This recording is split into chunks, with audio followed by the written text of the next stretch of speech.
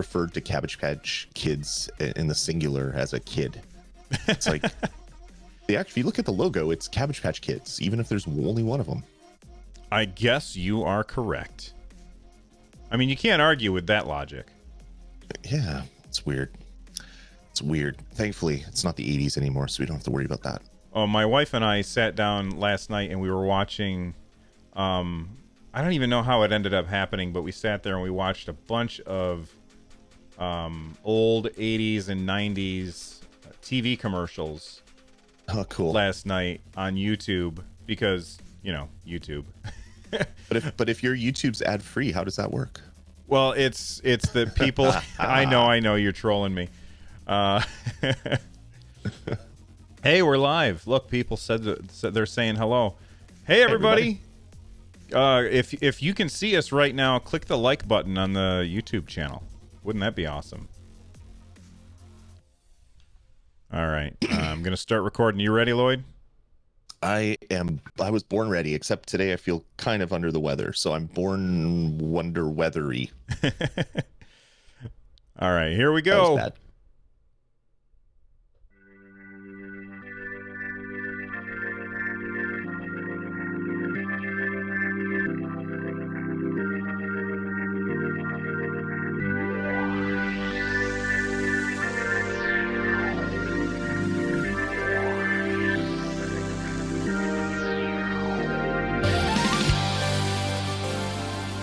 Welcome back to Stadiacast, everybody. Every Sunday, Lloyd and I bring you all of the Stadia news that you need to know about. Thank you very much for joining us. I'm Bill. That's Lloyd. What's going on, Lloyd? Oh, not much, Bill. I'm under the weather, so if I'm a little bit raspy or coffee, or if I'm gonna if I pass out just randomly for a minute at a time, just send tea. I'll be fine. But my house has had the ick for a month. From one kid to the other, to my wife, to the kids, to the other, it's just been terrible. And I've kept myself in a hermetically sealed room, but I think there must have been a hole in the door the last time I closed it, because now I'm feeling the ick. So hopefully my voice will hold out for the rest of the show. And you know what? I thank you for being a trooper and joining us anyway, even though I know how bad you feel. It makes my life a lot easier when I don't have to do the show by myself. So I appreciate it, man. Before we get started, we record this show live on Sunday mornings at 10 a.m. Eastern. Join us over at youtube.com/Stadiacast. And if you want to directly support Stadiacast and you are here with us live, then you can use the Super Chat feature to support us and make sure that we see your message. We will respond to every single Super Chat that comes through in the second half of the show. You can also now become a member on our channel. If you want to know more about that, click the join button, which is right below the video. And before we actually get started with the real show, Lloyd and I have a channel update that we're going to not really announce, but just explain what's going on with a change that we're making to the channel in a way to try and help us get in front of more eyeballs, basically. So YouTube has what they call the algorithm, and the algorithm will take videos it will take videos and put them in front of people based on how likely it is that somebody might click on that video. So there's a bunch of math being done behind the scenes. And most of the time, Lloyd and I kind of ignore that kind of stuff. But we thought of a way that we could very easily improve our chances of getting recommended, if that makes sense. And here's what we're going to do. We're going to take our Sunday show and we're going to cut it into pieces. And you may have noticed this on the channel last week. We cut our show into pieces and we upload each segment as its own video. Hopefully that what I'm saying is making sense here. So we're going to upload each segment of the show as its own video. And if you watch stuff on YouTube, then you're much more likely to see us get recommended because YouTube favors shorter content. not necessarily that the algorithm favors shorter content, but far more people prefer shorter content. And so that means it's much more likely to get recommended to more people. Anything that you want to add to that part, Lloyd?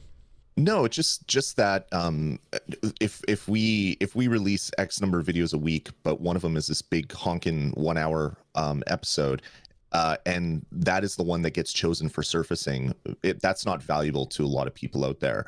So we were trying to butt our heads together a little bit to figure out how to make things more valuable to the YouTube audience, which then will generate more hits, more potential eyeballs and comments, which will then direct us down other paths of covering content that the community out there is asking for. Now, there are some people who say, well, but I want to watch the whole show, or I want to listen to the whole show. Well, good news. If you listen to the show, the MP3, that's going to stay exactly the same. Nothing will change for that. Okay, so the whole show is going to still go up as a podcast on the podcasting apps, whatever ones that you use. If you want to come to the live shows, those live shows are still going to be every Sunday, and they're going to come out exactly the way that they always have. If you want to watch the whole show after the fact, then what we're going to do is we're going to take that show when we're done recording it, and we're going to set it to members only temporarily. That members only thing is going to be temporarily for 2 weeks, so only members get to see that. And then after 2 weeks, we will uncover it, because by then YouTube isn't really recommending older videos at that point, especially for a news-based show. So then people can go back and watch them. Now, if you're sitting here and you're saying, I'm not interested in becoming a YouTube member, but I still want to watch this stuff. Well, then if you just watch all of the videos that we've cut up, you're essentially still getting exactly the same content. It's just broken into smaller segments. Exactly. Did I cover all of that, Lloyd? 100%. Perfectly. All right. And then the last thing that we want to say before we actually start talking about Stadia news, which is really what you're here for, is this is pretty interesting. Lloyd, do you want to talk about this new YouTube Premium perk? Yeah, it's kind of interesting. So YouTube Premium's been around for a while, and I've hovered over the purchase the purchase button a few times, and I've seen some people randomly get here's $20 for super chats, or here's one free channel sub, but it was always kind of a random thing. But it seems like if you are a YouTube premium member, or if you will be a YouTube premium member in the future once this rolls out to everybody, they're planning to give everybody one free channel membership, so you can spend up to $5 a month on a channel membership. So that would allow you then, if you're already a premium user, if you want your Google Music or you want your YouTube ad free, you can just use that free membership to become a member here, become a hero or a superhero, and then you will get access to the member files that are going to be basically put on the shelf for 2 weeks and then put out for everybody once that crazy algorithm surfacing stuff has kind of its gaze has moved on from the hour-long full episodes that we're putting up. That's right. And so I'm just going to answer a couple of questions that people are asking in chat. So where was it? Something Rabbit. Stupid Rabbit. That name makes me laugh. Stupid Wabbit. My bad. They said, so you'll have to be a member in order to watch these Sunday shows. If you are here and you're live, everything will be exactly the same for you. The only difference is that the hour-long podcast is going to be members only for 2 weeks. However, all of the content from that hour-long podcast will also be in those smaller videos. And people are saying, are you going to make a playlist to have those videos so I can just click on those and watch them? And I'm not sure, but most likely that's something that we can do, and that's not something that's difficult for us. So we can probably do that. I mean, we already have playlists available on our YouTube channel. Anyway, if you have more questions and you want more answers from us, super easy to do. Join the Discord and you can ask us a whole bunch of questions in the Discord. Head over to runjumpstomp.com/Discord. There's over 1,000 people over there. Get in there, and we will answer your questions, probably in text form. But there's a lot of people right now who are saying, all right, I only listen to the show, or I don't care about this. Move on. And that's what we're going to do. We're going to move on. We're going to talk about Stadia stuff. But first, Lloyd, what have you been playing this week, man? It's been a slow week. Coming down with the cold. I basically didn't game for 3 nights this week. I just came home, went to bed because just feeling off and tired. Watched some TV.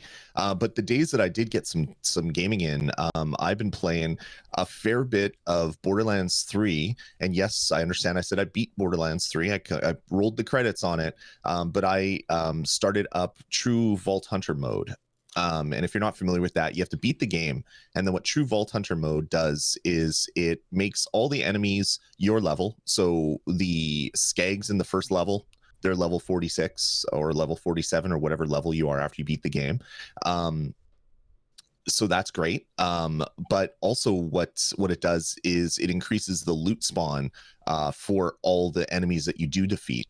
And then they get different perks, like anointed enemies are more common. Those are the ones that glow purple because they've been anointed with a bunch of iridium. So you could go into a room, 3 guys pop out, and then you instantly just die because their bullets do way more damage than they used to in the regular playthrough. So I've been making my way through the game, just trying to level up, because once you beat the game, you also get another leveling thing. So you have your main level, and then you have your perks level, which then give you other bonuses. And then on True Vault Hunter mode, the XP just comes fast and furious. So I've been making my way through that, going through some of the earlier quests with better weapons but harder enemies, and it's just as hard as it was on my first playthrough. It's been a lot of fun. That's awesome. I have not been playing Borderlands. Honestly, I've played very few video games this week. I played a little bit of Destiny 2 on Stadia. I am still enjoying that game. I've already gone through the story on one character, and now I'm doing it on my second account because I really like. Nathan Fillion is amazing in that game. He is just so awesome, and I love interacting with Cade Six there. And so I'm having fun with that, but I also played a bunch of a game this week called 140. And I know that you've played it, and I'm not going to spend much time talking about it. It's on the Nintendo Switch. I think it's on other platforms as well. That game is really, really fantastic, and I'm about 3/4 of the way through right now. Let's talk about the news, though. Lloyd, do you want to start us off with this information about Verizon? Yeah, so we talked last week about BT, British Telecom, was having a deal where you get a Stadia premium bundle if you became a new member of their fiber service. And there's a bunch of other deals, and there was something about how they would prioritize your data when you're going to Stadia, so it would get rid of lag. There was a bunch of there was a big discussion about it. We talked about it last week, but we said at the end, oh, that's cool. I wonder if that's going to happen in other parts of the world. Well, it happened just this week in the US. Verizon has announced a partnership with Stadia, or Stadia announced a partnership with Verizon, where if you sign up for their Fios, you can get a Stadia kit as well. No other details about any sort of prioritizing of packets or whatnot, but it looks like it's happening. So we're just letting you guys know about it. Bill put up an amazing video on that if you want to go to our channel and check that out to find out more details about it. But it does seem like Google, this wasn't a one-off thing. Google wants to make this something that they're doing in other parts of the world as well. And since we're talking about partnerships, Google and Activision also decided to partner up, but there's going to be a lot of people out there who see this particular story and they get really, really excited thinking, okay, this means that we're going to be getting, all of those Activision games on Stadia. This means that we're going to be getting all of the Blizzard games on Stadia. And I really don't think that it means what a lot of people think it means. So let's take a look at the story here. This comes to us from Variety. And it says, YouTube scores exclusive streaming for Activision's Blizzard esports, including Overwatch and Call of Duty leagues. So if you don't know what exactly this is talking about, the basics here are that there are esports stuff like Overwatch League and I guess Call of Duty League, which I didn't know about, where they stream these on a streaming platform like Twitch or Mixer, or in the past Facebook or YouTube, and it gives people a place where they can watch these particular high level matches, right? Excuse me. Mm-hmm. Yep. So the overall thing here is that now that is going to be exclusive to YouTube. What do you think about that, Lloyd? I think it's interesting.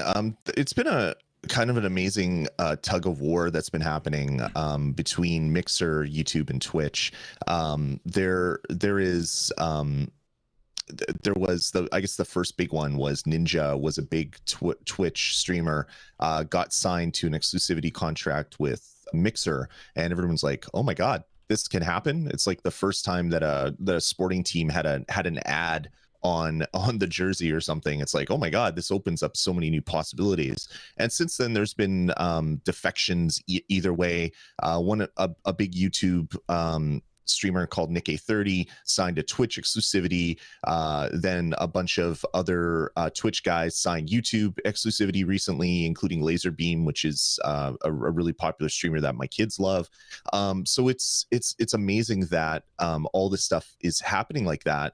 And then another thing happens that I didn't think was possible, which is this exclusivity for streaming Activision esports, and becoming the streaming partner of Activision for their esports. Like it's kind of amazing how there's it's almost like different sporting leagues or different sporting teams, I guess, because it's all the same sport, and they're trading players amongst themselves. It's just been a really interesting thing to watch. Yeah, I hate this. I really hate this. I can't stand when things get exclusive. So, like now, if you don't want to watch stuff on YouTube, you can't watch. I mean, it's not that you can't, but now you have to watch it in a place that you weren't planning on watching it before. I would prefer that all of these deals would just stop happening and they would just put it on every platform. Hey, we're going to stream it on Twitch. We're going to stream it on YouTube. We're going to stream it on Facebook. We're going to stream it on Mixer. We're going to stream it everywhere so everybody gets to watch it. And for me, I think that would be a much better solution. That being said, I completely understand how YouTube and YouTube and Twitch and Mixer and Facebook would go after these companies and say, hey, you've got a bunch of eyeballs, and we want to make sure that those eyeballs are watching on our platform. So here's some money, please do that. And I think that that's fine if even if it's not the best consumer experience, in my opinion. Now there's more to this deal, but I want to talk a little bit about the streaming on Twitch and YouTube and Mixer. Hours watched is a thing that gets tracked a lot on these different platforms, and I guess this last year, Mixer and Twitch is like way up here at the top of the graph, and Mixer is way down here at the bottom of the graph, and they both dropped some, and YouTube Gaming is the only one that is increasing. The number of hours watched on YouTube Gaming actually increased this year, which I found very surprising. I have to say that watching the show or watching stuff on YouTube, if I want to watch this Blizzard esports event, God, YouTube needs to fix their UI. There's just too much stuff in the way. There should be a button. Like on Twitch, there's a button called theater mode. If you just click that button, it just shows the picture, and chat is just this little tiny thing over on the right-hand side. But YouTube Gaming, it's like the picture is small compared to watching it over on Twitch, and I don't understand why they do it that way. I'm maybe it has something to do with they know that people are more likely to click some stuff on the bottom. But for me, I think that it's just not good. Now, let's talk about, do you have anything to add before we talk about the other partnership thing that's happening here? No, just the fact that it was interesting that this is happening now, because YouTube already tried to do the YouTube gaming thing, and then that kind of fizzled out, and they're like, okay, we're getting rid of the gaming hub and we're putting everything back to YouTube, and then like a year later, it's like, we're announcing a gaming streaming partnership with this. It's like, what are you doing, Google? Are you doing gaming? Are you focusing on gaming? Are you going to make it a priority for a chunk of YouTube, or are you just going to have this kind of, I don't want to say half done, but it kind of is. So it'll be interesting to see what comes of this. If this is the start of other agreements, and they really are going to make their service better for viewers and streamers that are there for gaming content, which is different than, as you said, other content, because of the way that the screen is. It would also be better if they started adding features from other services. Like if I could do a stream marker by hitting a Oh button my on my God. on my stream deck, that would make everything so much better on YouTube. Like something that we are so used to on Twitch. If they added that to YouTube, I could see other streamers make this move if they are maybe Blizzard focused streamers, because they know where the Blizzard population is. Yeah, and there's a lot of reasons why you would want to stream on YouTube gaming over Twitch. The UI is not one of them, but the thing that you got to remember is YouTube gives transcodes to everybody, so you can put out the highest possible quality stream that you want, and then somebody who has really, really bad internet, if they want to watch pixelated blockiness, they can watch it at 160p, you know? But Yep. but then somebody else who's watching can still watch it at 1080p, 60 frames per second. It's still going to look fantastic. That's a huge advantage that YouTube gaming has over Twitch. Now, you mentioned that YouTube gaming, like they had their own website and then they brought it back into YouTube. I think we talked about this before, but just recently on the left-hand side of the YouTube webpage, they have brought back the gaming button. So you can just scroll down and click that. I think it needs to be up higher, and I think they need to rebrand that YouTube gaming as Stadia streaming or something like that in order to make sure that it puts more eyeballs on Stadia. And that's one of the reasons why I wanted to talk about this, is because the more people that are watching stuff on YouTube, the more likely it is that that viewers are going to see stuff that is for Stadia. Like, oh man, I'm watching this game over here, and then I finish and I start watching somebody else and they're playing a Stadia game, and then there's a button for me to click to play or join them. Like, that's all really, really fantastic. And if they're going to really take advantage of that, they need to improve YouTube gaming. At least that's how I feel about it. 100%. There's one more thing that I want to talk about in this deal, and it says here, in addition to YouTube's exclusive rights to Activision Blizzard live events, the gaming company, in this case Activision, struck a multi-year agreement with Google, under which Google Cloud will serve as the preferred provider for Activision Blizzard's game hosting infrastructure. According to Activision Blizzard, it will be able to tap into Google's cloud artificial intelligence tools to offer curated recommendations for in-game offers and differentiated gaming experiences. Lloyd, what are your thoughts on that? That sounds like buzzword soup a little bit at the end of it. I think it's interesting that Activision Blizzard is making a deal to use Google's servers. I think they were, I'm not positive on this, so don't quote me, but I think they were using Microsoft's infrastructure before, or maybe it was Amazon. So it's really kind of interesting that they're moving all their server architecture over to Google, or they will be, for multiplayer and other things like that. I think that's really interesting, and it really shows kind of, for me being a Stadia fan, this could make Stadia gaming better, because if your multiplayer servers are sitting on Google's network and your client instance is on Google's network, and it's a multiplayer game with other platforms, and their client is on some other person's network because it's in their basement, in their house on like Comcast or Shaw in Canada, it's potential for Stadia players to have a better experience, because the servers are there, your client is there. Even though they're taking that video and streaming it to you, the latency between the client and server is going to be that much less. So that's pretty interesting, and it'll be interesting to see how that all plays out in the coming excuse me, in the coming months and years as this agreement kind of takes hold.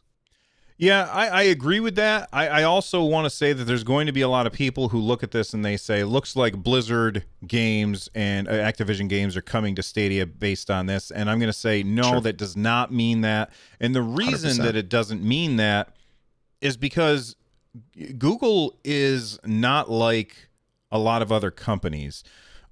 Google basically lets its different parts do their own thing. And so the partnerships that happen with YouTube and the things that happen with Stadia, they don't necessarily mean that they are going to come together at the end of the day. So while I think that it would be good for playing games on Stadia because of all of the cool stuff that Lloyd just said about having the least amount of time to travel between the Stadia servers of my client where I'm playing the game and the servers for Overwatch or whatever game that we're talking about, like those things being really close together, that's awesome. But I don't think this means that Activision games are coming straight to Stadia.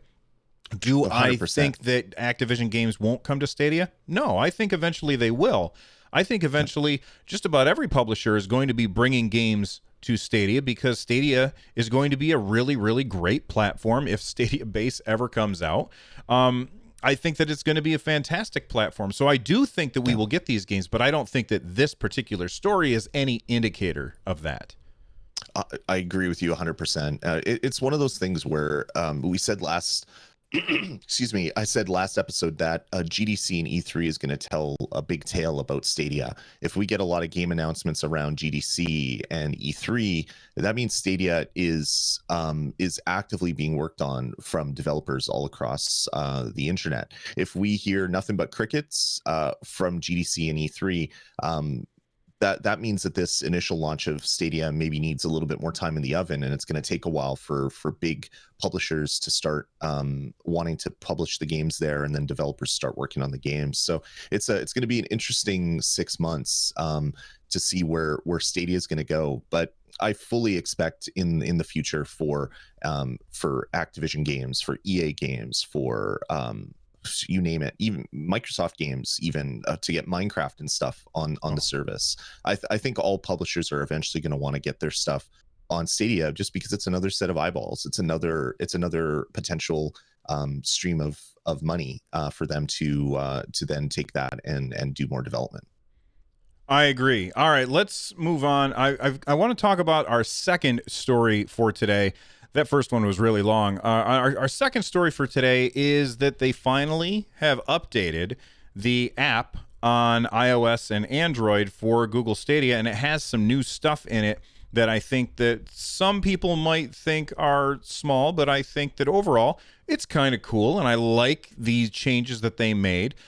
So this is, again, from 9 to 5 Google, who is a website I go to way more than I used to now that I cover Stadia stuff. But it says, an update to Stadia for Android and iOS rolled out today with a small number of tweaks. The most notable is a pro badging for free subscription games. Now, there's people who are going to say, well, that was always there. What they mean is that if you look at your games... So, like, right now I'm looking at my phone, and if I look at my games, and it's a game that, no, everybody's holding up their phone now. It's a game that that you claimed through Pro, then it's going to have a little badge down on the bottom for Pro. And if it's a game that you have not claimed through Pro, then it won't have the badge. So if you're watching the video, you can see that Borderlands 3 does not have the badge on my app, but Tomb Raider does. Now, I think that this is a very, very important change. I'm not excited about this change, but I think it's a very important change. And the reason I think it's a very important change, and I just put the button on the wrong screen, the reason I think that that's a very important change is because when you are looking at the list of games that you have on Stadia, and you look at them and you say, all right, I'm going to look for something to play, and you scroll through and you see, man, I got a lot of pro games. Am I going to unsubscribe? And I think that that is a very, very compelling reason that somebody will keep subscribing, because I continue to pay $10 per month. I mean, maybe you've already played all these games and you don't want to continue. That's fine too. Right. I'm not judging, but if you look through and you're like, a lot of your games are your pro subscription games, which, let's face it, for a lot of people that's going to be the case right now because there's so few games on Stadia, which I feel like maybe we should talk about that in this segment a little bit, Lloyd. Sure.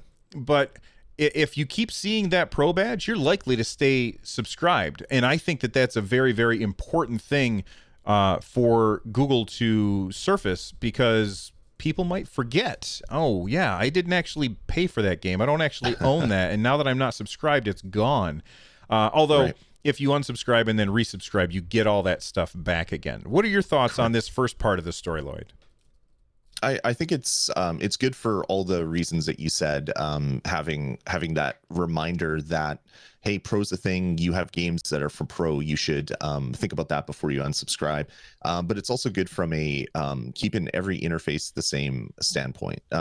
Like the phone interface is different from the Chromecast interface, which is different from the PC web browser interface. I long for a future where all the Stadia interfaces are the same, laid out the same, work the same, and hopefully that is something that will come. But yeah, having that pro badge there is going to be good, because you know that if you unsubscribe at the end of the month, you're going to lose access to the 3 games you're playing. My hope also is that once you are not a pro anymore, those pro games disappear from your games list, so that they don't keep clogging things up. If you're not a pro, maybe have them at the end of the list or something. That would be a good way to do it. Or in a folder. Like it would be nice if you could say games that you've claimed but you can't play right now because you aren't subscribing, and then have a button right there that says resubscribe, so that people can very easily say, oh man, I was going to play Tomb Raider Definitive Edition, but I let my subscription lapse. I'll go ahead and subscribe, and then I can play it, as well as all these other games. I think that would be a really good idea. Also changed in here is some, not a super important change, but I think it clarifies something that we all knew was true, but we weren't 100% positive about it. And that is showing us that the balanced is 1080p. So if you go into your phone app, again, I'm going to go into the phone app so that I can see it. Where is it? Here we go. If you go into the phone app and then you click on your avatar and then you scroll down to data usage and performance right there. So on the top it says best visual quality up to 4K resolution, data usage might reach whatever, blah, blah, blah, blah, blah. And then it says balanced up to 1080p resolution. It didn't say that 1080p before.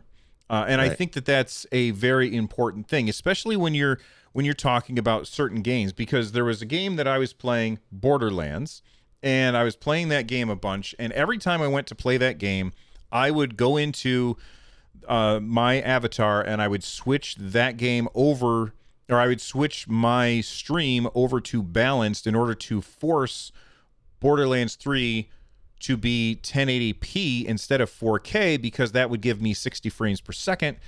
Again, this is something I shouldn't have to do. It should allow me to do that in game, but the idea, like, I wasn't ever sure if it was really working. Like, I would be playing and I was like, this feels pretty good. I think it's probably 60 frames per second.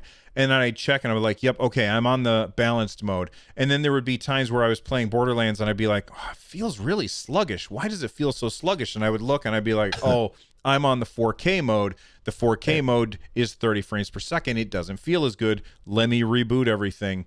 So I think it's important that they have those numbers there so people understand what exactly balanced means, because I think before it just said, let Stadia determine the best whatever for you.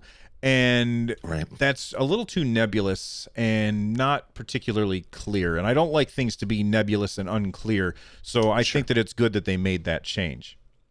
Agree 100%. It's also going to hopefully get rid of, I tried to find it, I couldn't find the link, but there was a review where on some third-party website, not a major website, where someone's like, Stadia is terrible, they say everything's up to 4K, I've never gotten better than 1080p, blah blah blah blah blah. Just complaining about Stadia. And then one of the comments is, well, in your data usage and performance, do you have it set to just balance, because it's only ever going to be 1080p at balance? And then the author's like, oh, Yeah. Okay. I'm on best visual quality now, and now I'm getting 4K. It's like little things like that, that users aren't being told that they have to find themselves. So this is a step in the right direction to hopefully clear some of that stuff up. But it'd be nice if you got a pop-up when you start a game saying playing in balance mode, a Oh, max 1080p, yes. like just a little bubble that would pop up, and have a way to turn it off if you don't want that anymore. But just something that would allow people to get a little bit more data about the game they're playing. That would be fantastic. I agree. All right, so this is the part of the same segment. I mentioned before that there's not a lot of games on Stadia, and I'm kind of feeling that right now. I have games to play. I have Tomb Raider. I have Tomb Raider 2. I have Thumper. I have games to play. I don't feel like playing any of those games, and honestly, I can't play. I forgot to talk about this a bit at the beginning.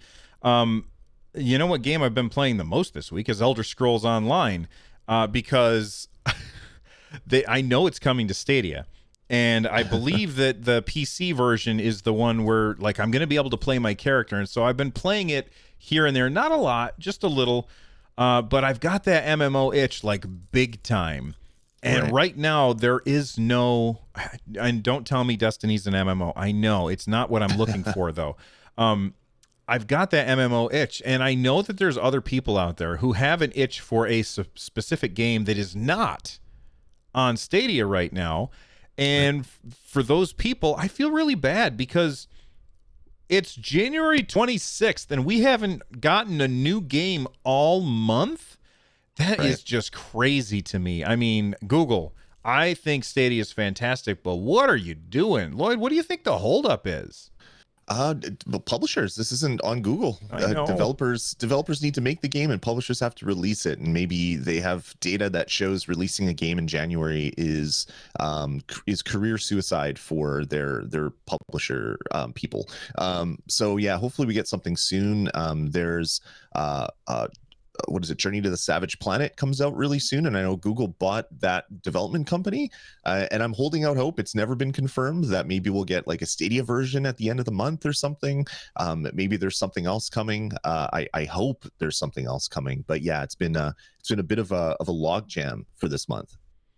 It has, and I know that it's not Google that decides when the games come out. It's the publishers that decide when the games come out. I'm more playing devil's advocate at this point, so I just want to make sure that everybody. What? Sorry, I chatted over you. Terza Reactor in the chat room makes a great point. Doom was supposed to, or Doom's delay messed up Google through the holiday. It was meant to carry us through January, and that's true. If Doom Eternal wasn't wasn't delayed, we would have had a game to play. So maybe that was what the plan was that would be the big January game to keep everybody hopping and jumping around on Google, or on Stadia rather. Yeah. All right. Let's move on. We've got another story to talk about. This next story, I think, is very, very interesting. It's Lloyd. I think this one. When I read this, I was like, oh man, this is right up Lloyd's alley. And it is this third-party website called Exophase, which, as somebody who does not care even a little bit about achievements, this is not on my radar. But this is this third-party website that can now they've now added tracking support for Google Stadia, and this website tracks your achievements. So I guess you can log into this website and connect your account with PlayStation and Xbox, and not Nintendo Switch because there's no achievements, and Stadia and probably PC, I don't know. And you bring all of your accounts together, and it says, this is the stuff that I've accomplished in my games. And they posted this and it says, we've gone live with tracking support for Google's platform Stadia. Please post in this thread if you have any issues with tracking. And basically what it is, it has like a leaderboard and a games list, and the leaderboard has like your the number of whoops, I just threw something across the room.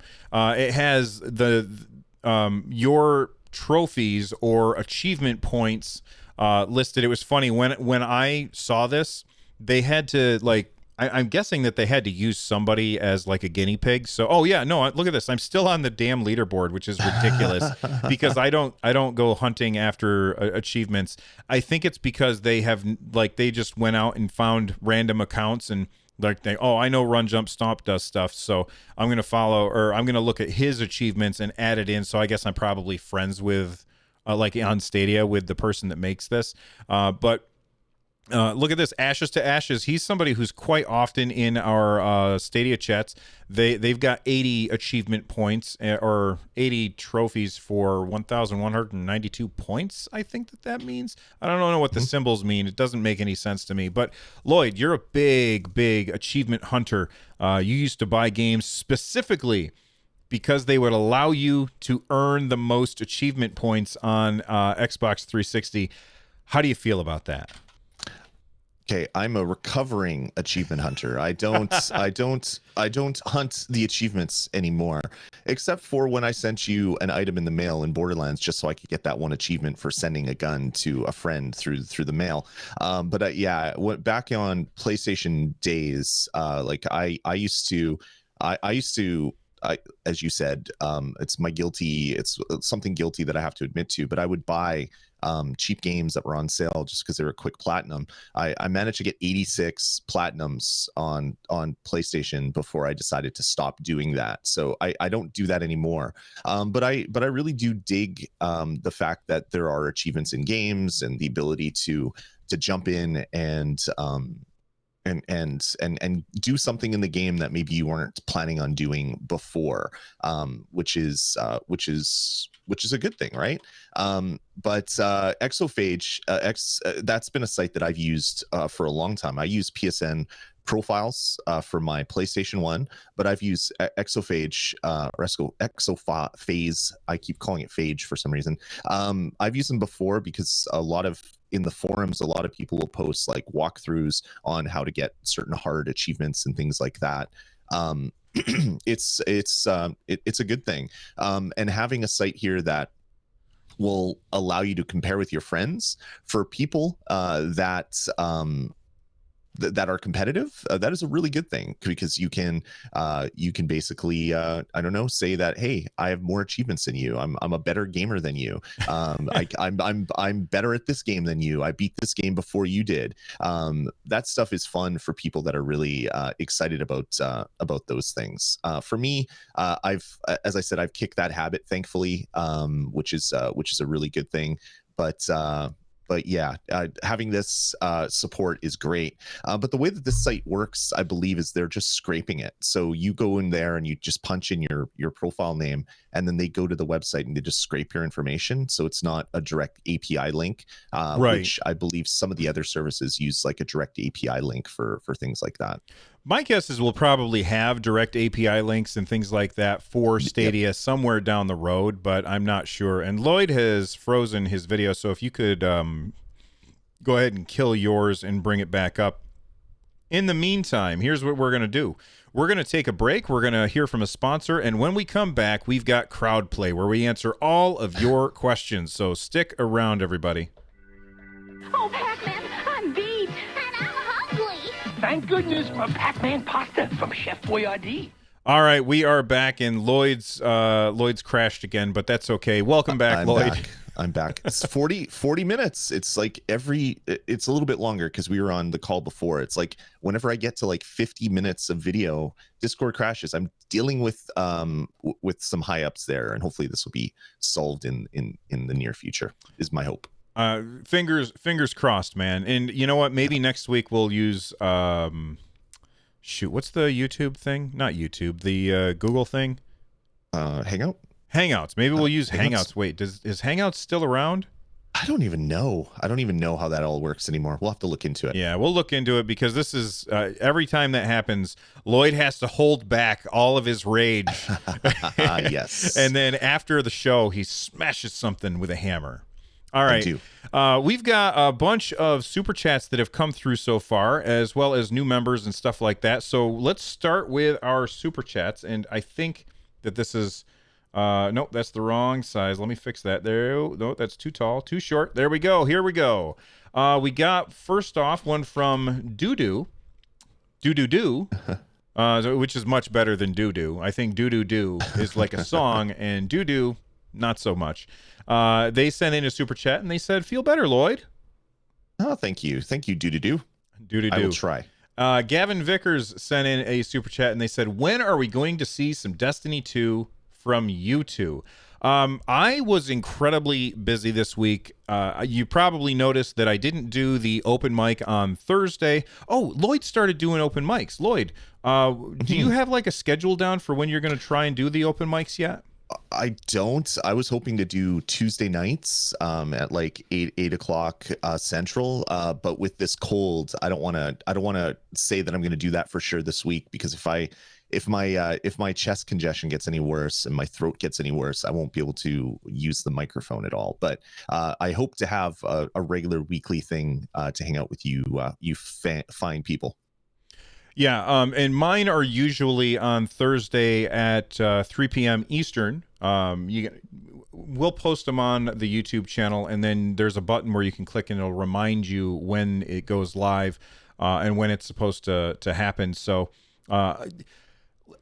I've been wanting to stream. I have not had the time this week. This weekend, I helped my brother-in-law move to his new apartment.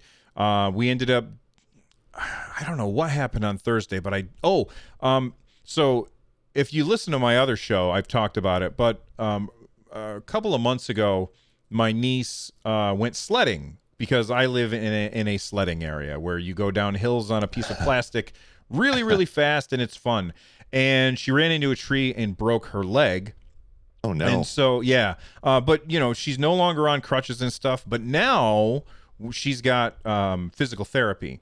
So a lot of times I have to take her to physical therapy because it happens when my wife is still at work. So that's been interfering, and I'm not complaining. I'm just letting everybody know the reason why I haven't been streaming hardly at all is because of physical therapy. I got to take her there and then go get her sometimes. So that's why we haven't been streaming as much. But I definitely want to play some more Destiny 2. I gotta say that come June, when Elder Scrolls, this is my thoughts, is that they're gonna say Elder Scrolls Online is now available. Like, they're gonna do it on stage at E3, I think. And when they say that, you can expect a lot of streams from me, because I have been loving that game. And while I think Destiny 2 is really, really good, and I like that game a lot, it's certainly not as enjoyable to me as Elder Scrolls Online is. And I even considered, because we know that Elder Scrolls Online is coming to Stadia, I considered playing or like streaming Elder Scrolls here on Stadiacast, and I wasn't sure how people would feel about that. So let me know in the comment section down below if that's something that you want to see. If you want to see Elder Scrolls Online here on Stadiacast, even though the game's not out yet for Stadia, let me know about that. And then while you're doing that, you know what else you could do? You could like the video. Oh, that's a good idea. And you could subscribe and click the bell for notifications. Kyle Lambing says, not until it's on Stadia, and he holds his fist up to the sky. He didn't really do that part. I just said that. Anyway, Gavin, thank you very much for the super chat. Anthony Talcott sent in a $10 super chat and didn't say anything. So thank you very much for the support, Anthony. I appreciate it. I wish you would have used that to say something so we could respond, but I really appreciate the support. Kodiak Moonwolf says, should Google do a sub that has YouTube and Stadia Pro? Yes. YouTube Premium and Stadia Pro. Lloyd, why don't you tackle that? I love services that bundle together all the different services they have because I hate when services have multiple services that you don't get access to. Google's such a large company, it's understandable. But yeah, if you could pay Google Stadia Pro for me here in Canada, for people that are Canadians, your Stadia Pro is $11.99 a month. It's $10 a month for people in the US. So if they could have a Google service fee, which was $20 a month, that gets you Stadia Pro, YouTube Pro, maybe some other of the music maybe stuff Google One that they have.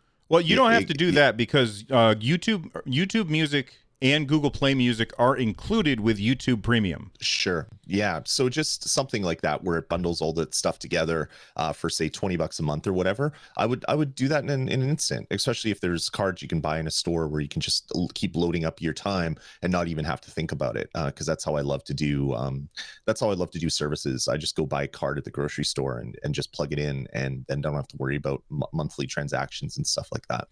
I think that would be absolutely fantastic. I would also like them to have a Stadia Pro family bundle so that, because right now, like my son has Google Stadia and I have Google Stadia, and I know that the subscriptions are going to reoccur soon, and I would like it if we had like a family discount. So like I'm not paying $10 for him and $10 for me. Maybe we're paying $18 for both, where we save because we are customers who are spending a whole bunch of money on you, Google. That's something I would really, really like to see. Anything else that you want to add there? No, I don't think so. I think that would be great. Eric Dvorsky in the chat room says a great thing. If they wrap that up with Play Pass and extra storage on your account, that would be great. Like if you get all this benefit from like a Google subscription, that would be fantastic. And who knows, if you are thinking about buying YouTube Premium and also a Play Pass, and if it said for an extra $3 you also get Stadia Pro, people are going to be like, well, what's Stadia Pro? And then they're going to look into it and it's like, oh my God, I can play games without a console on my computer. This is fantastic. It would be a good cross promotion, I would think. I think so too. And somebody just asked about ESO and then they deleted. I was going to respond to something somebody said about ESO and then they deleted their message. All right. Scott Miller sent in a $2 super chat and they said, hey, everybody, YouTube does have a theater mode. And I know that YouTube does have a theater mode, but it is not as good as the Twitch theater mode. The Twitch theater mode expands the video that you're watching to fill the screen from the top to the bottom almost completely, and then chat is over on the right hand side, where YouTube theater mode ends up taking the chat and shoving it way down underneath the actual video, so you can't have them on the screen at the same time. It's very, very frustrating. I will say this, watching on my phone in landscape, one of the things that I really like is how the chat gets overlaid on top of the video on YouTube automatically. I think that's really cool, and I can turn that off if I want to. I think that's really awesome because then it means I can fill up the screen with the actual video. But when you're sitting at a computer and watching it, it's not the best UI, and it's definitely something that I think needs to be addressed. Right. All right. Justin Lindholm sent in a $5 super chat, and they said, has anybody thought about using their credit card point/cashback rewards to pay for Stadia Pro? What do you think about this, Lloyd? I'm not sure what that means. Yeah, I'm not really sure what that means as well. Other than have you ever used your your points to convert your points over into another service? And I know a lot of people have done that because I know a lot of people use their points for things like that. But yeah, I don't know. I guess maybe if you have like points, if you have a card that gives you Google Play credit back and you're buying games for $60 and you get 2% back or 3% back or whatever it is, then you can then take that and pay for Stadia Pro if you're buying enough games. But you'd have to buy a lot of games to be able to do that. Yeah, Jack Demetrio says maybe the Google Rewards surveys. I know that there's a lot of people who've talked about that. They get those Google Rewards surveys, which I guess if you leave location services on, yep. You will get these surveys that Google asks you a bunch of questions. You fill them out, and then they give you a few cents. And if you just keep doing that, you continue to acquire like Google Play money, which then you can use on Stadia. I don't know if you can use it to subscribe for Stadia Pro, or if you can only use it to buy things. It's very... I'm pretty sure, like, at least up here in Canada, when you do the surveys, when you reach a certain, when you get a certain amount, a certain threshold, they just send you a PayPal with that money. Maybe there's extra settings where you can say no, hold on to it and put it into Google Play or something. But I haven't done that in a while. I'll have to double check that, I think. And Andrew Ross also sent in a super chat, and they didn't say anything. They just sent in one. So thank you very much to all of our super chats. And we also had some new members.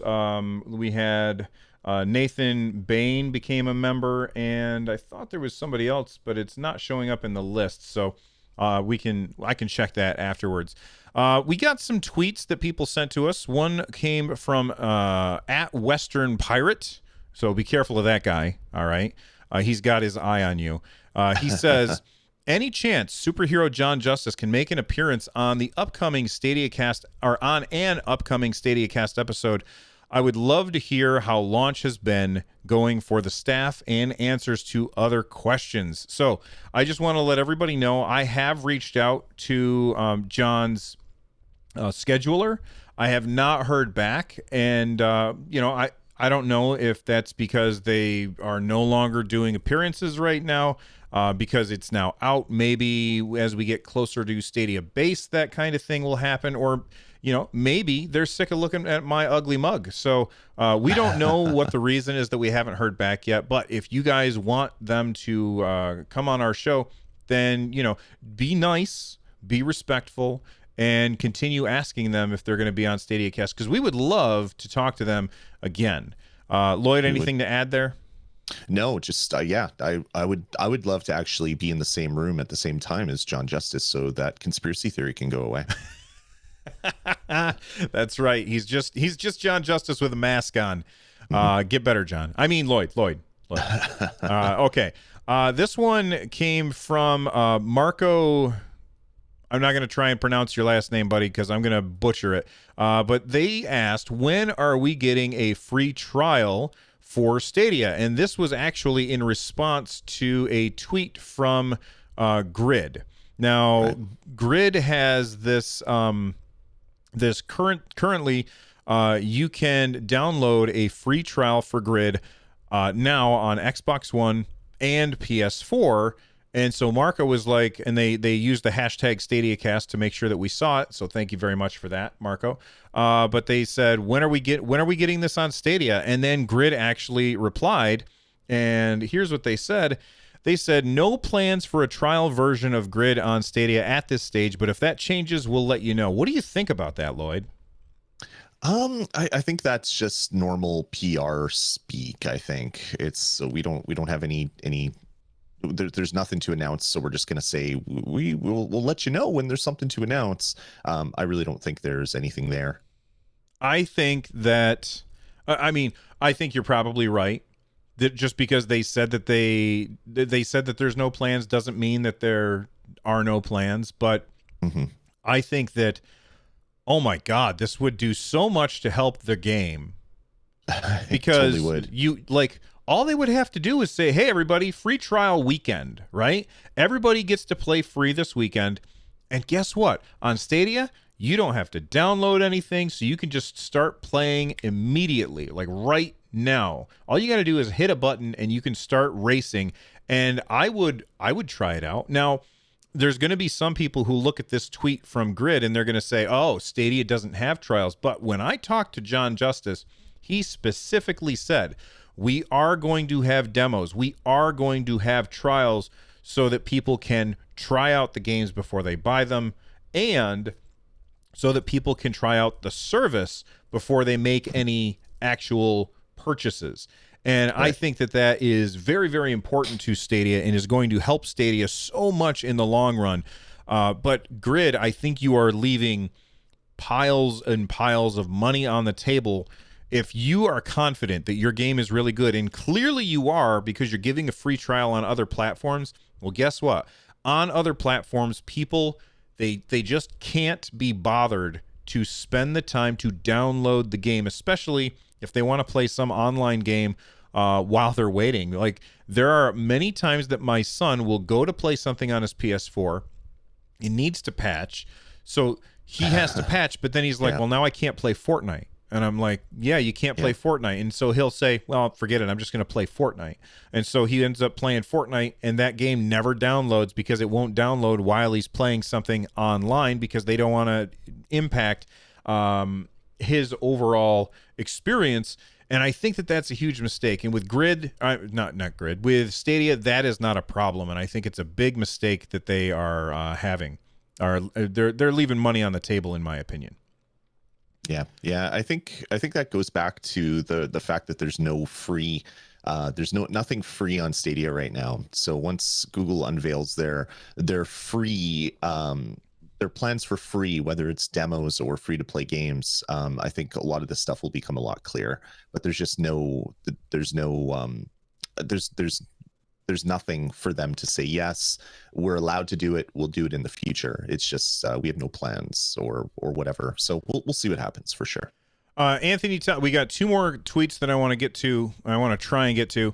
Anthony Talca asked, hey, Bill, Lloyd, as parents, how do you like the rating systems for games? You've stated that you try games before your kids, so I'm guessing ratings lack necessary info. What would you add / tweak on Stadia to give more info to parents? Would you want to tackle that one first, geez.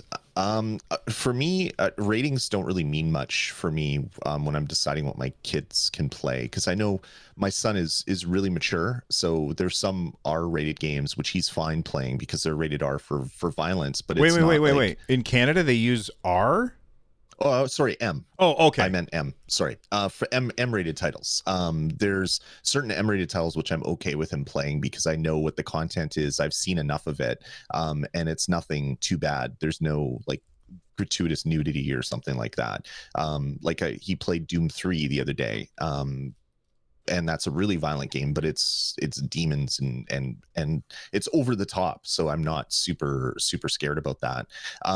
But for me, just reading the rating is almost enough for me. Like, I'll look at it and then I'll look online and see what is there. It would be nice because iOS and Android games don't have ESRB ratings because every independent developer doesn't want to pay $5,000 to have their little 99-cent clicker app get rated over there. But they're self-rating, and it would be interesting if developers could do that as well. If they could do some self-rating on the app and bake in some of that stuff from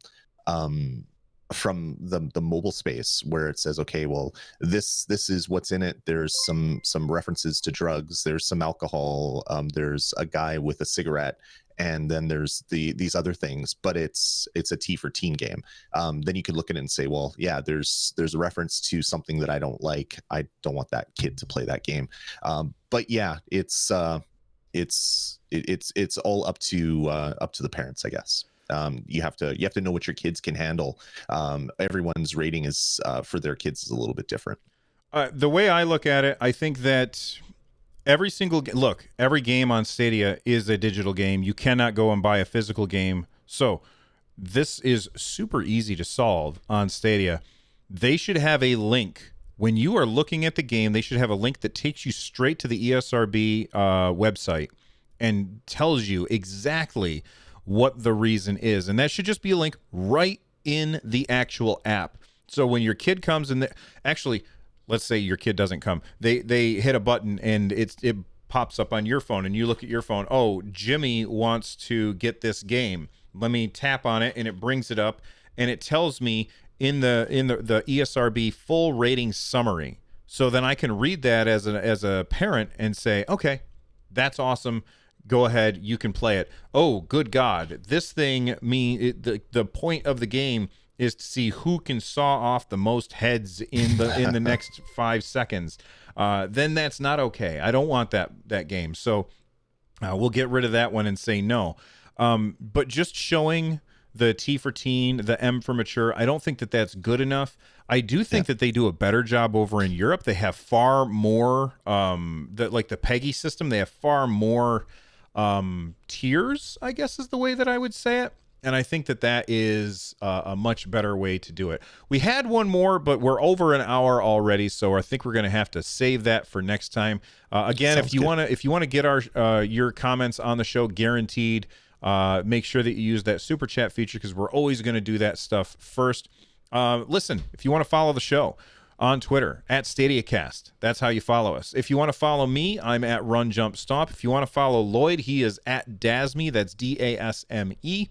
And be sure to use that hashtag Stadiacast because when we're putting together show notes, that's how we pick which tweets get into the show, by searching hashtag Stadiacast. So then we can see, all right, these are things that people are talking about right now. Join the Stadiacast Discord over at runjumpstomp.com/Discord. And while you're joining Discords, join Lloyd's Discord. He's got one over at resd.tv/Discord. Lloyd, That's right. thank you very much for muscling through today. I know that you are not feeling well, so you are a trooper. Oh, thanks, man. I'm amazed that my cold meds didn't make me just like randomly just pass out. So I'm really happy with that. Even though my eyes are getting very, very sleepy right now. So I think I'm gonna go lay down and have some sleep. All right, the music you are about to hear is Subterranean Kamikaze by Zircon. Check out their stuff at zirconstudios.bandcamp.com. You guys all take it easy. I'll see you next time. And so will Lloyd. Later, everybody.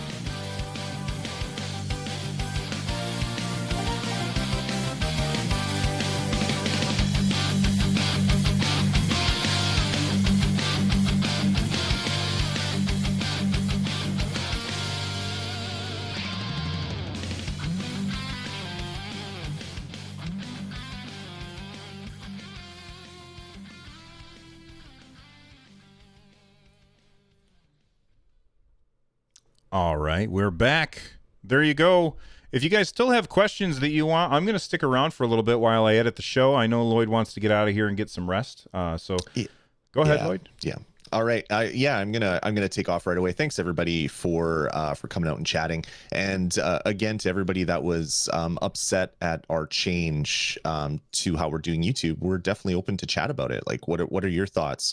We're trying to find ways to not get penalized by the YouTube algorithm, but still release all of our content to everybody. So we're not doing it to gatekeep. We're doing it to try to help people find the content. So there was some angry-ish comments. So I wanted to make sure that if you're wanting to chat about it, just let us know and we can definitely come in and chat about it with you folks. Yeah, and another thing is another reason why we're doing it is because we're trying to find a great way to thank our members. We've got a bunch of members, like a lot of people are members. It's like way more people are members on here than our Twitch subscribers on my YouTube channel. I don't know about yours, Lloyd, but I'm assuming that we have more members on here than you have Twitch subscribers, and we wanted to find a way to thank those people and in a way that doesn't really affect anybody else. And if you still really, really want to watch the full show, maybe instead of 2 weeks, maybe we'll do 1 week. I don't know. Lloyd and I will talk about it. We were thinking that would make sure that it does that's outside of the promotion window, but we'll talk about it and we'll figure things out. But if you still have input and you want to share it, you guys let me know. I'm going to be here for a little while listening to music and working on stuff. Definitely. And I'm going to take off. So you have a great rest of your weekend, Bill, and you two chatters and community members. We appreciate you folks, and we'll chat with you soon, or I'll chat with you soon. Bill's going to keep chatting with you. That's right. You can't get rid of me. All right. Take it easy, Bill. Bye. Bye. All right.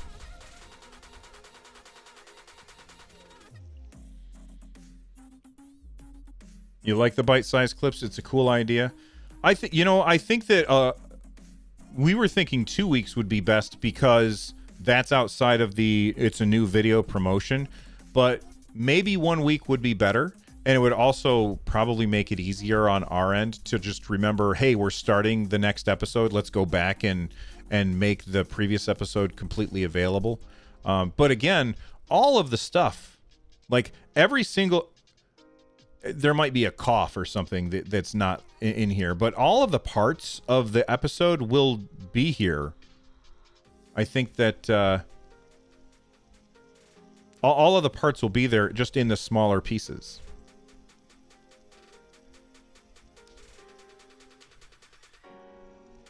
You'd hate to miss a Sunday and then have to wait that long. Well, McSaucy, keep in mind that all of the parts will be there. They will just be their own separate little videos, and you can subscribe to the audio show as well. But we're open to discussion.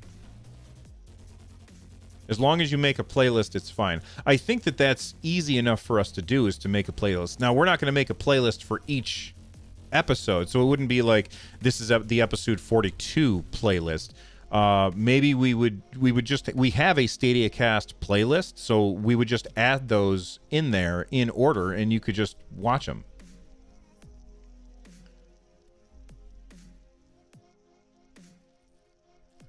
Eric, we would love to see you guys chat with anyone from Google Stadia team that can fill us in. It doesn't have to be just John Justice. Do they know that? I'm sure that they know that. I think that their real reasoning that they're going with John Justice is because I feel like he is the face of Google Stadia right now, and that's the person who they want to put out in front. Solo, thank you very much for the super chat. I appreciate it. Scott Miller says, I think a per episode playlist makes sense. We would quickly run out of playlists. Like, we wouldn't be able to have that many playlists, I don't think.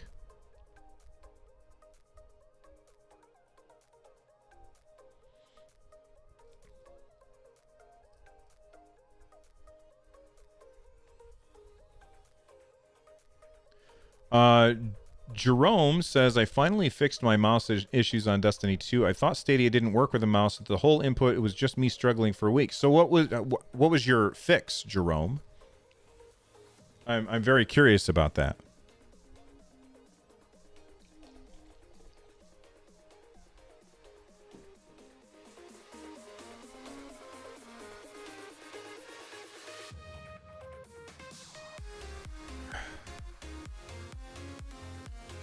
Is there a limit to the number of playlists? I don't think there's a limit to the number of playlists, but then our interface would just get so bloated with all of these different playlists that would make it really, really tough to deal with.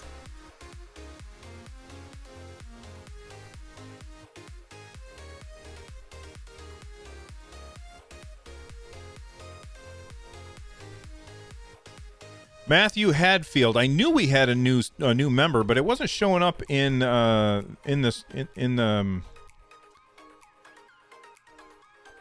Stream Elements thing. So Matthew, thank you very much for becoming a supporter.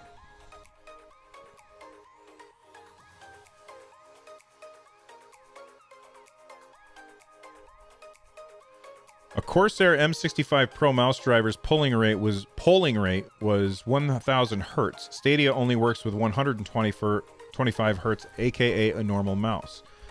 I wonder what the hertz is on my Logitech G502. That's very interesting. That's very interesting, Jerome. Have you posted that anywhere?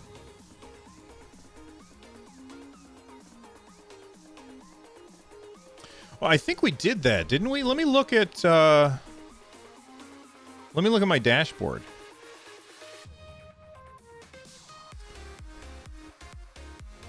So if you guys look at,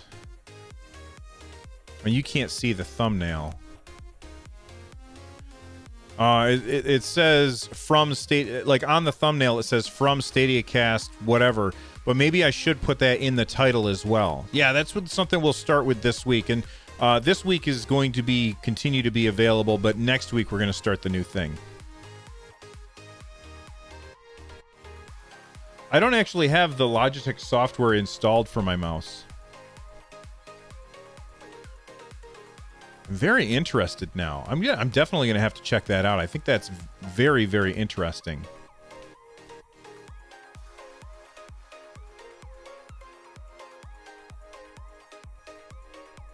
Hang on, I got to refresh my page. There we go.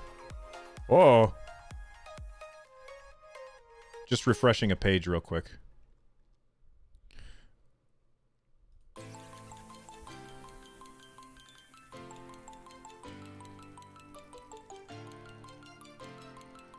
What about putting a link to the next bite-sized video in the info section so we can just click on the next one? Well, I think that what will happen is it should just send you to the next video at the end. I'm gonna check into how to do that, Vic.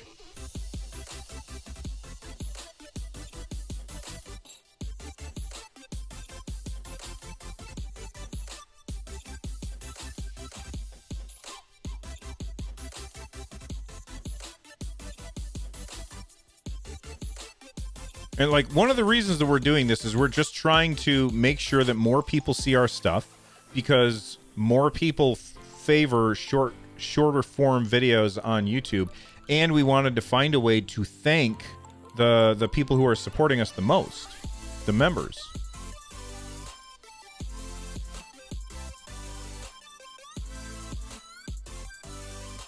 Oh, I never thought about that, Jack.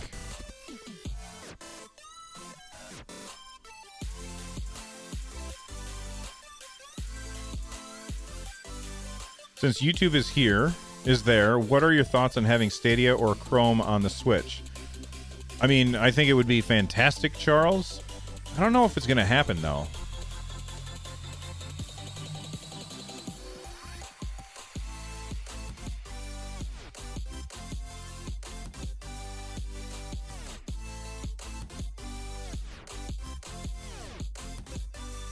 I don't think I've heard anything about the power support claw coming to the UK yet.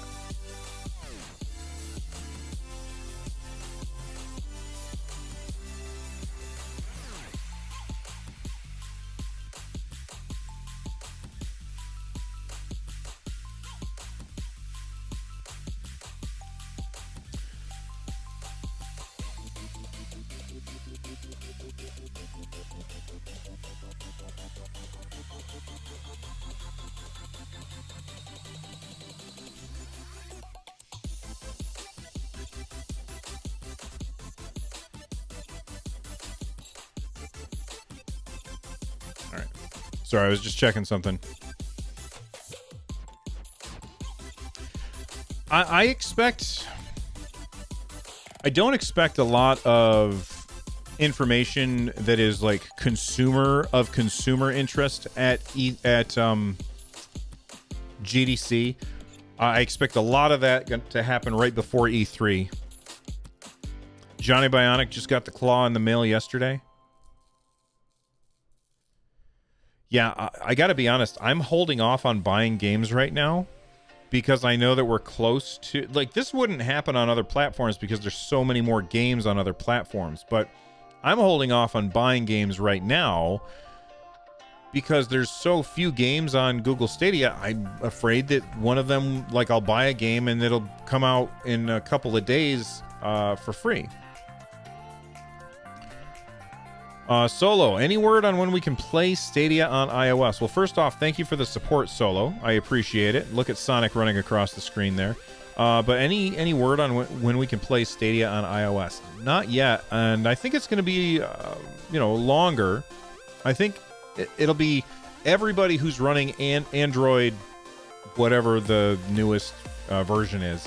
And then they'll start worrying about iOS. Not that they're not worrying about iOS now, but I just think it's going to happen later.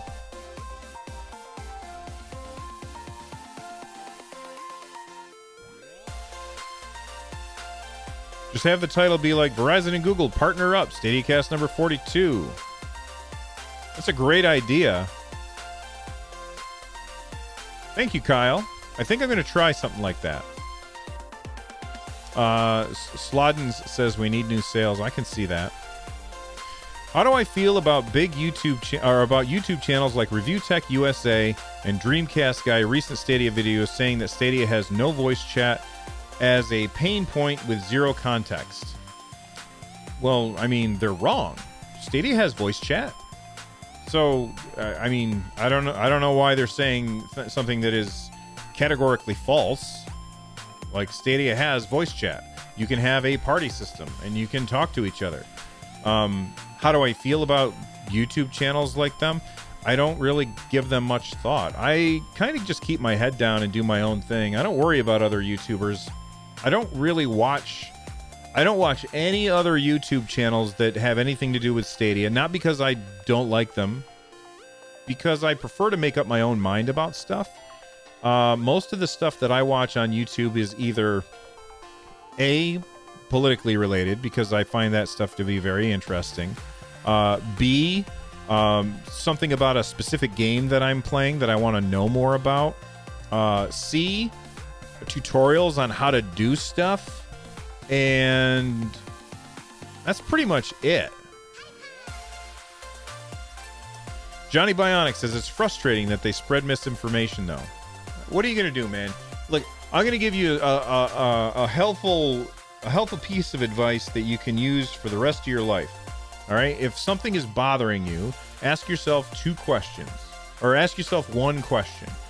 Can I do anything about it? If the answer is yes, you can do something about it, then identify whatever it is that you can do about it and do it. If the answer is no, I can't do anything about it, then just move on with your life, and you'll be happier. As far as this Tech Review Tech USA, I've never even heard of them. And Dreamcast Guy, I've heard of Dreamcast Guy, but I don't know that I've ever watched one of his videos. As far as those guys putting out misinformation, going into their channels and saying this is incorrect, blah blah blah, that's not going to do anything, because their viewers clearly want to hear that kind of stuff. Otherwise, that YouTuber wouldn't be saying that kind of stuff. I'm not going to say that that's how everybody is, because that's not how Lloyd and I are. We're always honest with our opinions. But their viewers, they don't want to hear that stuff. They don't care what you think. They just want to hear negative stuff so that they can be negative. Yeah, negative. So I wouldn't worry about it. Where do you see YouTube's creator compensation changing with Stadia, if at all? I'm not sure I understand the question, William. If you could rephrase it a little bit. RTU flip-flops all the time. I don't know what RTU is.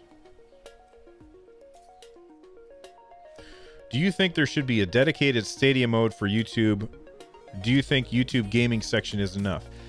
Okay, so when you click on the YouTube gaming section, I think first off, I don't think that they should call it YouTube gaming anymore. I think that they should have Stadia in the title, in my opinion, but whatever. Maybe it shouldn't. I don't know. YouTube is so much better of a brand than Stadia, so maybe I'm wrong there. But what was I talking about? Oh, yeah. See, goldfish memory. I think that when you click on there, it should... Well, first off, let me see if I can bring it up right now. YouTube.com. That doesn't look right. Maybe if I make it wider. Ah, here we go. Okay, it was all collapsed because it was too narrow. All right, so if you look over here on the side, you can see all the stuff, and then down here it says YouTube Gaming. So I'm going to click on YouTube Gaming, and we'll see what it brings up. So I'm just going to collapse this so that we can see the whole thing. All right. So the first thing that I see up here on the top is stuff that they are trying to promote, which is fine. Whatever. That's cool. I think up here, they should have... it's fine that they want to have stuff that they're trying to promote. Awesome. I think that this stuff should be live. They should be promoting live stuff up here. And I'm fine with it being curated. That's totally fine that it's curated. But I think that it would be better if this was curated live stuff. Now, you come down here, it says top live games. Yeah, why the hell is this on here twice? There's no good reason for this to be on here twice. When I click on see all, I scroll down and... Well, it's not so much of a problem today, but like you get games like this where it doesn't have a picture. Everything should have a picture. Everything should have a picture. Even a small game. Look, there's 1,000 people watching this game. It should have a picture. All right, just grab a picture from someplace. Your Google. You can have the robot do it instead of just doing that. All right, so have that. All right, then. When you come up here, these are the most watched games right now. I'm fine with that. I also want to be able to go back, and it says top live streams. This right here needs to be fixed big time. Look at this. There's 32,000 people watching Google Rainbow Snake Game for a year. I don't know what the hell that means. Sure, that's cool. If I click on it, it's probably something. It's probably really lame. It's probably not a person playing. I'm betting that it's probably a bot playing this, and then it's just got people watching, and they're just raking in so much stuff. All right, so I can't stand. The recommended stuff I think is fine, but you know what's not anywhere on here is people streaming Stadia. Like when you click, you own the platform. When I click on top live games, what they should say, they should split this into two categories: Stadia games, non-Stadia games. I think that would be good. All right. Maybe not. Maybe they don't want to separate them out. But maybe, oh, here you go. When I click on this, like maybe there's a somebody playing a game on Stadia, and it's a live game, and just have a little Stadia logo on that so people know, oh, they're playing on Stadia. That's cool. Maybe some cool features will work with that. I think that that's important, right? Another thing that drives me crazy, watch, I'm going to click on this Minecraft thing. It's going to show me all of the Minecraft streams. So first off, what is this crap? This is not Minecraft. This is not Minecraft. This is, well, that's Minecraft. This is not Minecraft. Why am I seeing this on here twice? Yeah, it's two different things, but I think it's the same thing. It's ridiculously bad. And then I got to click again to go to live? How many clicks does it take to get to the Tootsie Roll center of a Tootsie Pop? The world may never know. It's a lot of clicks, I'm telling you. So, and the thumbnails, I think that they need to get rid of thumbnails. Like, the thumbnails are just awful. Have it just auto generate the thumbnail based on what's happening on the screen at the time. I think that would be better, in my opinion. Like, look at this. There's no way that is what it looks like when they're playing this game. It drives me crazy. And then look at this. I have it set to my region. If I scroll down, I guarantee I'm going to start seeing some Russian streams. Look at this. Sub for sub. Come on. Why are you doing that stuff? And there's 245 people watching. That's just crazy. If I keep scrolling down, what does this have to... This thumbnail, what does that have to do with Minecraft? So, I don't know. I think YouTube gaming needs to be fixed. Their interface is bad, and overall, it's a mess.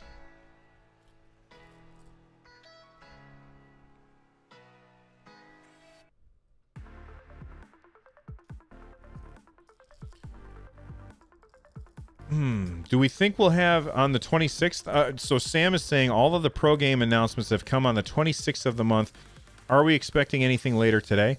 I don't know. Brett, do I plan to post the Stadiacast bite-sized videos all at once or spread throughout the week? I think all at once. I have to talk to Lloyd about that, though, but he's sleeping right now, so I don't want to bother him.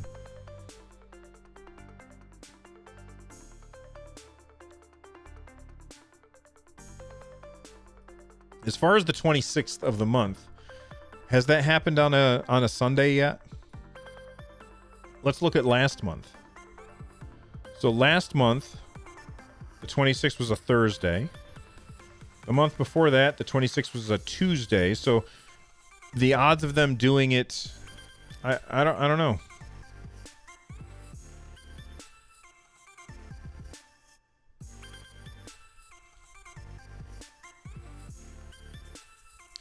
I mean, I don't know. I know that people from Google listen to the podcast, but this is not going in the podcast, so who knows?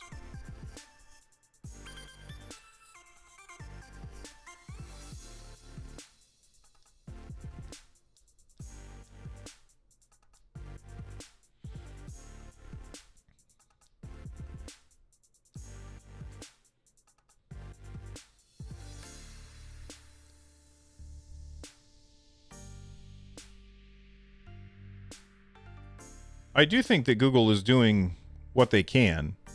We got to remember they're a huge company. So changes to a company that like that take a long time.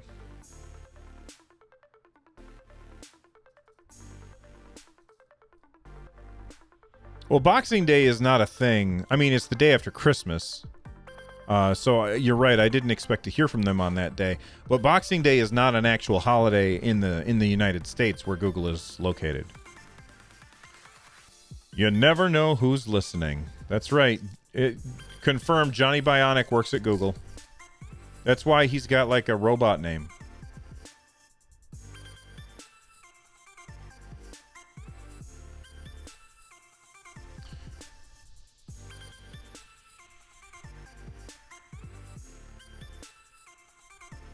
Let me just save this. Save project.